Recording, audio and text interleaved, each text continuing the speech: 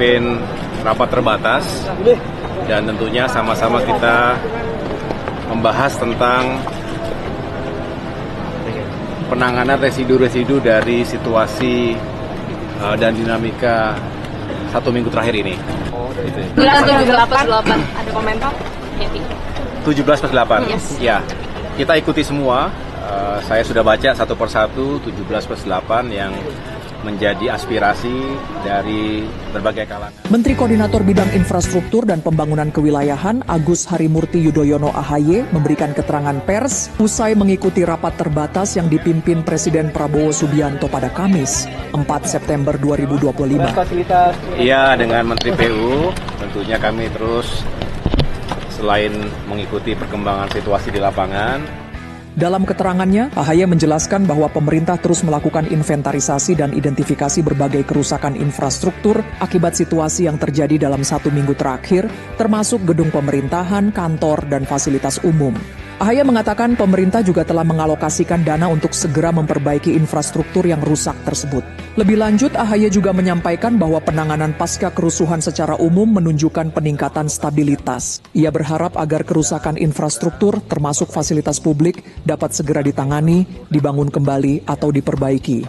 Selanjutnya, AHY juga menyinggung kunjungan singkat ke Tiongkok yang membahas kerjasama pembangunan infrastruktur ke depan, seperti Giant Seawall dan pengembangan kereta cepat yang akan dikawal bersama. Tentunya kami terus selain mengikuti perkembangan situasi di lapangan, kita juga menginventarisir, mengidentifikasi berbagai kerusakan infrastruktur, termasuk gedung-gedung pemerintahan, kantor-kantor DPRD, juga fasilitas umum.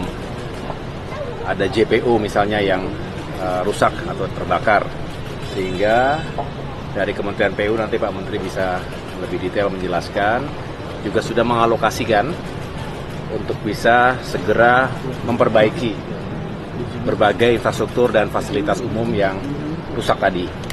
Selebihnya tentunya pemerintah daerah, termasuk misalnya Transjakarta itu sudah punya langkah-langkah yang diambil secara cepat juga agar bisa segera beroperasi seperti sedia kala. Begitu. Mas, kalau alokasi nilai anggarannya sama kerugian akibat dari kerusuhan kemarin berapa sih, Pak? Ya, tadi kami bicara sudah teridentifikasi kerusakan-kerusakan tersebut terjadi di 10 provinsi dan 25 kabupaten kota dengan kurang lebih ya. Ini bisa fluktuatif dan terus dihitung secara lebih detail lagi, kurang lebih 900 sampai 950 miliar rupiah total atau nilai kerusakan yang harus bisa segera kita perbaiki bersama. Yang paling besar di mana sambil jalannya? Kenapa? Yang paling besar yang perlu diperbaiki itu di daerah mana aja? Ya, termasuk tentunya Jakarta, kemudian juga di Makassar, di Bandung, kemudian di Surabaya, Solo, dan beberapa lagi yang lain. Alokasi dari pusat, Bapak? Silakan Pak. Maksudnya alokasi pusatnya untuk pemetaan anggarannya gitu. Semua itu anggaran pusat 950 itu. Oke. Oh, semuanya. Ya, itu yang dihitung untuk dari pusat, dari Kementerian PU. Ya. Ya. Oh, berarti dari APBN yang dialokasikan untuk PU? BN ya. Karena ada biasanya anggaran untuk kedaruratan ya, kedaruratan ya, dari situ posnya. Oh, dari Gitu. 17/8 ada komentar? 17/8. Yes. Ya, kita ikuti semua. Saya sudah baca satu persatu 17/8 yang menjadi aspirasi dari berbagai kalangan, terutama mereka yang turun ke jalan kemarin. Ada sejumlah isu yang dianggap urgent, tentunya saya menyikapinya dengan terbuka.